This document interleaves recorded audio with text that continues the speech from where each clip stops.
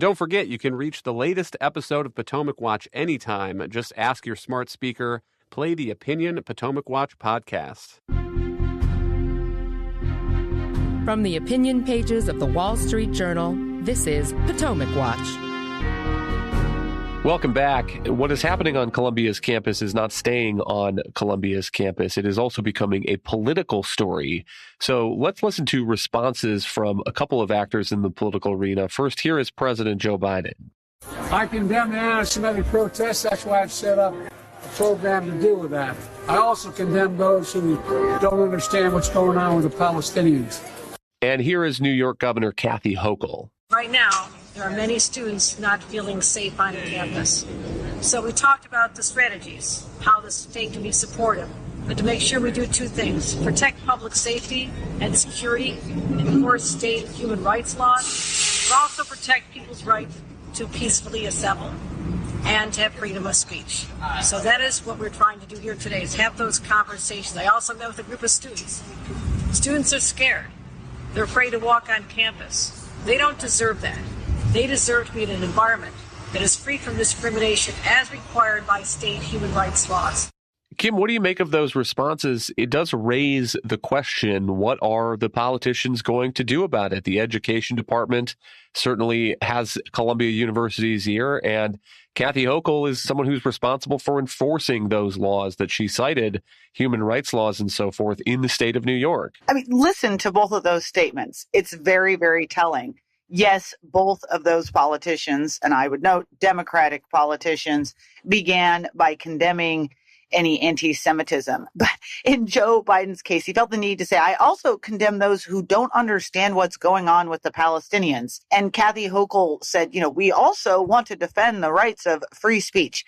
This is where they are. I mean, it should not be a difficult call, by the way. This should not be difficult. You condemn what's going on. You condemn the idea that there is a threatening atmosphere on these campuses.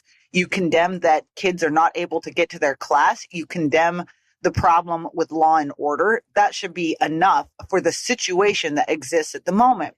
But the rock and the hard place for these people is that they have a left that is ever more engaged in this activism and the protests and the pro-Palestinian cause, and they want a ceasefire in Israel. And Joe Biden is worried about his presidential election and who's going to vote and how they're going to vote in Michigan. And that is muddying the clarity of this situation. This should be a very straightforward proposition for these politicians. That's certainly the case for Republicans at the moment, who are saying this is inappropriate. This is not to be tolerated.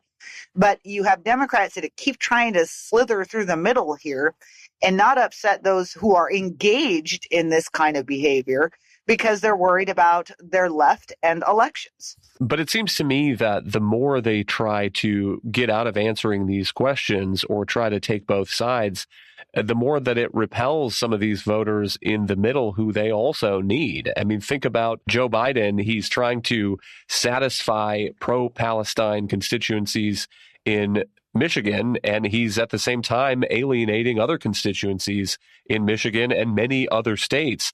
So, Colin, from the perspective of campus, it seems to me that the president of Columbia, the president of Yale, where there were recently 50 student protesters arrested on Monday, they're trying to get through the end of the spring semester, hoping things maybe will calm down when we get to the summer months. Students disperse, they go to jobs and internships, they go back home. But politicians, people like Joe Biden, don't necessarily have that out, because this is going to be an issue, it seems to me, going into the summer and going into the presidential election. Absolutely. I think it's really troubling to hear all of these politicians without the courage of moral conviction on a really basic level. These are not pure speech considerations that we're talking about. The behavior and the violence that we're seeing the protesters at Columbia, certainly that we've seen at Harvard and other places, those very transparently cross the line into threats and intimidation of other students. And I don't think we or any politician of either party should have any qualms about saying that students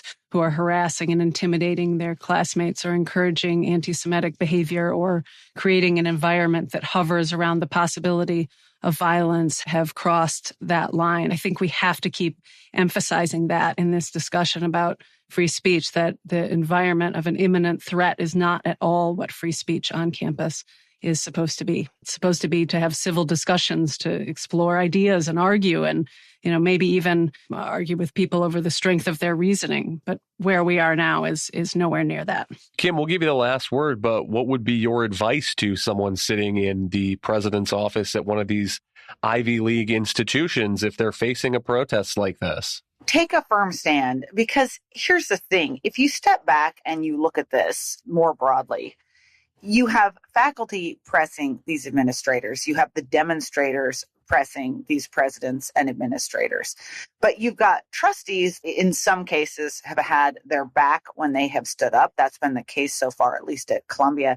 You have donors who so far, it's been one direction. The witnessing of all of this on campus has really inspired a lot of chagrin among donors, many prominent ones who are cutting their ties with universities. You have parents who are concerned about what actually these universities stand for anymore, and whether or not there is any value in spending $90,000 a year to send your kid to an Ivy League university if this is the circus that they're going to go into and the indoctrination they're going to go into, and then add to that the fact that they can't even get to their classes. There's been a lot of growing concern among parents. So there's an enormous community out there that thinks this is the wrong thing to do. So take a firm line. Also, because that would send the message to those engaged in this that they need to stop.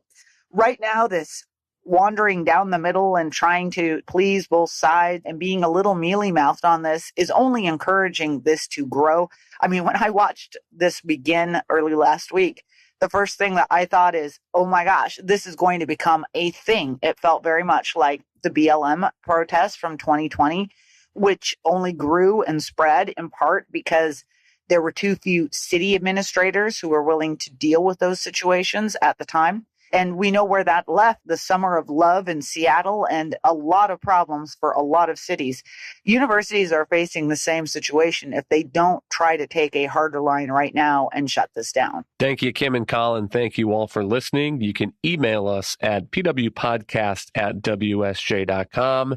If you like the show, please hit that subscribe button, and we'll be back tomorrow with another edition of Potomac Watch.